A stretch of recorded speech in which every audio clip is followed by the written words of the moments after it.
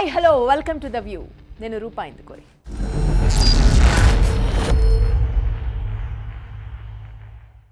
ఒంటరిగా వచ్చాం, ఒంటరిగా ఉందాం, ఒంటరిగా వెళ్ళిపోదాం. మధ్యలో వచ్చినవన్నీ అవసరార్థం బంధాలే. ఎప్పుడో వయసు మీద పడినప్పుడు బోధపడాల్సిన తత్వం ఇది. కానీ పాతికేళ్ల కుర్రాళ్ళలో కనిపించడం విచిత్రం. పెళ్ళొద్దు ఏమొద్దు, సోలో బ్రతికేసో బెటర్ అంటున్నారు. హాయిగా ఏ వయసులో ముచ్చట ఆ వయసులో అనుభవించకుండా ఏంటి మాటలు. Korea, China, Japan, Australia, Russia, Taiwan, Italy ఇలాంటి దేశాల్లో ఈ పోకళ్ళు ఎక్కువగా కనిపిస్తున్నాయి. సరే, ఈ దేశాల్లో అదో పద్ధతి అనుకుంటే కుటుంబ వ్యవస్థ బలంగా ఉండే ఇండియాలో కూడా పెళ్ళొద్దంటున్నారు. సింగిల్గా ఉండిపోవడమే కాకుండా భర్తగా మారకు బ్యాచులర్ అంటూ ఉచిత సలహాలు ఇస్తున్నారు. అమ్మాయిలది ఇదే పద్ధతి. బతకాలంటే భర్తే కావాలా అంటూ సోలో లైఫ్ లీడ్ చేస్తున్నారు. ఏమైంది యూత్కి అసలు? పెళ్ళి ఎందుకు వద్దంటున్నారు? యాక్చువల్గా మనం పెళ్ళైన వారు, పెళ్ళి కానివారు అంటూ ఉంటాం. బట్ లేటెస్ట్ వర్షన్ పెళ్ళి చేసుకోనివారు. లైఫ్లో రెడ్ లైన్ అనేది ఒకటి ఉంటుంది. పెళ్ళికి ముందు, పెళ్ళి తర్వాత అని. ఇప్పుడు ఆ లైనే అక్కర్లేదనే ధోరణి ఎక్కువైంది.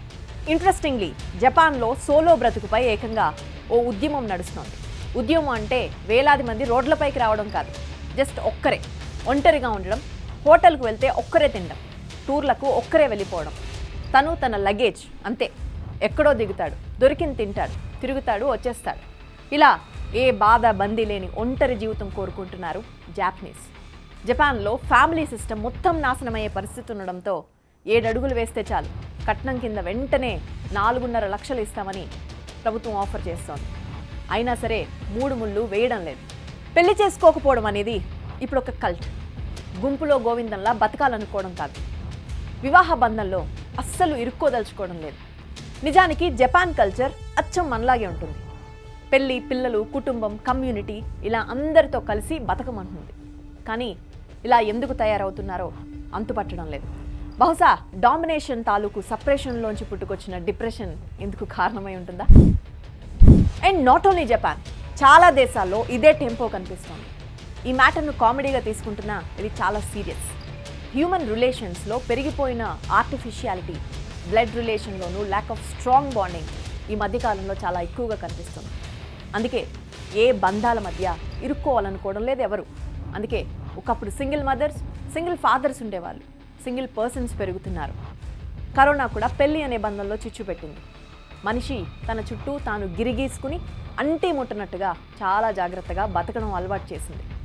ఒంటరిగా బతికేయగలం అనే ధీమా కల్పించింది. పైగా కొన్ని కంట్రీస్లో ప్రభుత్వాలే సోషల్ రెస్పాన్సిబిలిటీ కింద pension, insurance, free medical facility, life security ఉండడంతో ఈ ఒంటరి బతుకులు మరీ ఎక్కువ అవుతున్నాయి. So let's see what's happening in South Korea. South Korea యువత అయితే పెళ్లి మాట ఎత్తితేనే భయపడిపోతున్నారు. బర్త్ రేట్ ప్రపంచంలోనే చాలా తక్కువగా ఉంది ఇక్కడ. దేశం మొత్తం మీద లాస్ట్ ఇయర్ జస్ట్ 2.5 లక్షల మంది మాత్రమే పుట్టారు. బర్త్ రేట్ ఇంతలా పడిపోవడానికి మెయిన్ రీజన్ సౌత్ కొరియాలో పెళ్లిళ్ల సంఖ్య రికార్డు స్థాయిలో తగ్గిపోవడమే. సో సౌత్ కొరియన్స్ పెళ్లిళ్ళు చేసుకోకపోవడానికి వైరాగ్యమో, నైరాస్యమో కారణం కాదు. భరించలేని ఖర్చులు, పిల్లల్ని పోషించడానికైతే ఎక్స్ట్రా షిఫ్టులు, ఇక విమెన్ అయితే ఉద్యోగానికి తోడు ఇంటి భారాన్ని కూడా మేమే మొయ్యాలా అంటూ పెళ్లి మాట ఎత్తడం లేదు అసలు. సో సౌత్ కొరియాలో 2012లో 3,27,000 మంది పెళ్లి చేసుకుంటే 2022లో 1,92,000 మంది మాత్రమే పెళ్లి చేసుకున్నారు. అంటే 10 ఏళ్లలో 40% పెళ్లిళ్ళు తగ్గిపోయాయి. అది కూడా 30+ అయ్యాకే మ్యారేజ్ గురించి ఆలోచిస్తున్నారు. ఇది ఇలాగే కంటిన్యూ అయితే 2067 కల్లా సౌత్ కొరియా జనాభా 5,20,00,000 నుంచి 3,90,00,000కు తగ్గిపోవడం ఖాయం. చైనాలో ఎవ్రీ ఇయర్ మ్యారేజెస్ తగ్గిపోతున్నాయి. చైనా ఇయర్ బుక్ 2021 రికార్డ్స్ ప్రకారం లాస్ట్ 17 ఇయర్స్లో ఎన్నడూ లేనంత తక్కువ సంఖ్యలో మ్యారేజెస్ నమోదయ్యాయి. ఈ ఇయర్ కూడా ఎలాంటి మార్పు లేదు. దశాబ్దాలుగా చైనా గవర్నమెంట్ అమలు చేసిన పాలసీలు అక్కడ యువత యాటిట్యూడ్ను దారుణంగా మార్చేసింది. పైగా చైనాలో అమ్మాయిల కంటే అబ్బాయిల సంఖ్య 3.5 కోట్లు ఎక్కువ. దీంతో యువకులు పెళ్లి చేసుకోవడానికి అమ్మాయిలు దొరకట్లేదు. పైగా 43% మంది చైనా అమ్మాయిలు కూడా పెళ్లికి ఇష్టపడడం లేదు. ఇప్పుడు ఇండియా విషయానికి వద్దాం. యూత్ ఇన్ ఇండియా 2022 పేరుతో సెంట్రల్ గవర్నమెంట్ ఓ స్టాటిస్టిక్స్ రిలీజ్ చేసింది. ఇండియాలో 29 ఏళ్లు దాటాక కూడా పెళ్లి చేసుకోని వారు 2011లో 20.8% ఉంటే 2019లో ఇది 26.1% పెరిగింది. తెలంగాణలో గత 5 ఏళ్లతో పోల్చితే పెళ్లిడు దాటిపోయే వారి సంఖ్య దాదాపు 2% పెరిగింది.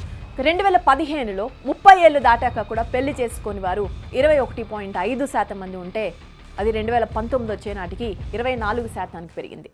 లోక్నీతి సిఎస్డిఎస్ యూత్ స్టడీస్ 2007 ఒక్కసారి 2016లో మరోసారి సర్వే చేసింది. 2007లో అన్మ్యారీడ్ మెన్ పెళ్లి కాని అబ్బాయిలు 51% మంది ఉంటే 2016లో ఈ సంఖ్య 61% పెరిగింది. అఫ్కోర్స్ పెళ్లి చేసుకొని అమ్మాయిలు కూడా 2007లో 37% ఉంటే 2016లో 41% పెరిగింది. I'll explain you about a survey in India. So YouGov Mint CPR Millennium Survey 1000 మందిని పెళ్లి గురించి అడిగితే అందులో 40% మందికి అసలు పెళ్ళే ఇష్టం లేదని తెలియదు. ఇందులో కొన్ని విచిత్రమైన సమాధానాలు కూడా వచ్చాయి. అవేంటంటే అందంగా లేననే feeling, bald head, white hair, మంచి హైట్ లేవనే ఫీలింగ్, పెరుగుతున్న పొట్ట, వీటన్నిటితో వైఫ్ని సంతోషపెట్టలేమోననే భయంతో పెళ్లికి నో చెప్తున్నారు. మితిమీరిన సిగ్గు, అమ్మాయిలతో ఎలా మాట్లాడాలో తెలియకపోవడం వల్ల కూడా చాలామంది అబ్బాయిలు పెళ్లి చేసుకోవడం లేదు. ఇక వరల్డ్ వైడ్గా మ్యారేజ్ విషయంలో ఇదే సినారియో కనిపిస్తుంది. దీనికి రీజన్స్ మనకి తెలియనివేం కాదు. ప్రెజెంట్ యూత్ టార్గెట్ లైఫ్లో సెటిల్ అవ్వడం, ఇందుకోసం పెళ్లికి కామాలు పెడుతున్నారు. అమ్మాయిలు సైతం పెళ్లి మాట ఎత్తితే చాలు అప్పుడే పెళ్ళేంటని పేరెంట్స్పై రివర్స్ అవుతున్న సందర్భాలు చూస్తున్నాం. చదువుతున్నప్పుడు ఉద్యోగం కోసం, ఉద్యోగం చేస్తున్నప్పుడు ఇంకాస్త శాలరీ కోసం, శాలరీ పెరిగిన బెటర్ సెటిల్మెంట్ కోసం ఇలా వాయిదా పద్ధతిని తీసుకొస్తున్నారు. ఇలా పెళ్లి వద్దనడానికి సైకలాజికల్ రీజన్స్ కూడా చెబుతున్నారు. సోషల్గా మూవ్ అవ్వకుండా ఎంతసేపు బుక్స్ అండ్ కాలేజ్ కోసమే బతికేస్తే ఇలాగే అవుతారని చెబుతున్నారు.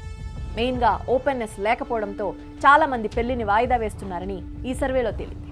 ఒక 15 ఏళ్ల క్రితం వరకు ఇండియాలో 20 ఏళ్ళు రాగానే అమ్మాయిలు పెళ్లి చేసుకునేవారు. ఇప్పుడు అది 30+కి వెళ్ళిపోయింది. ఇండియాలో పెళ్లి కాని ప్రసాదులు పెరగడానికి ఇదే మెయిన్ రీజన్.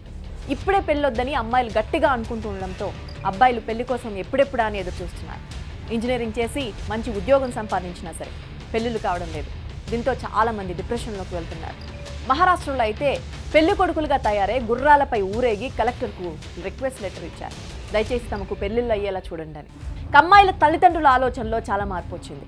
కాబోయే అల్లుడు పేరెంట్స్కు దూరంగా సిటీలో జాబ్ చేయాలి. హైదరాబాద్, చెన్నై, బెంగళూరు, ముంబై వంటి నగరాల్లో సెటిల్ అయితే ఇంకా మంచిది.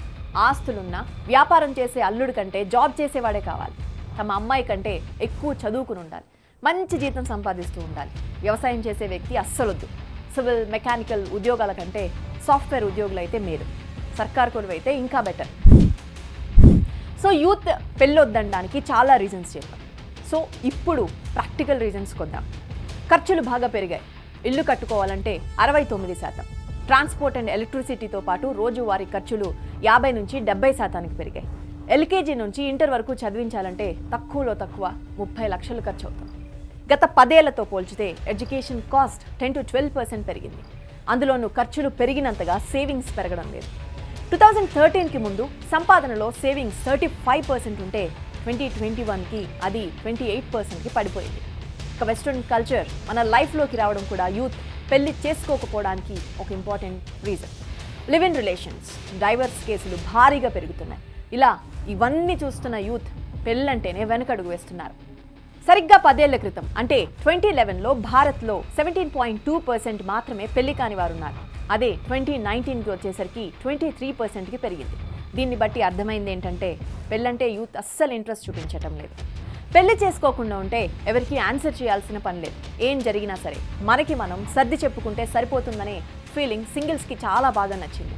అఫ్కోర్స్ సింగిల్ లైఫ్ కారణంగా కెరీర్లో ఇంప్రూవ్మెంట్ కూడా కనిపిస్తుంది. అందుకే ఇండిపెండెంట్ లైఫ్ లీడ్ చేయాలనుకుంటున్నారు.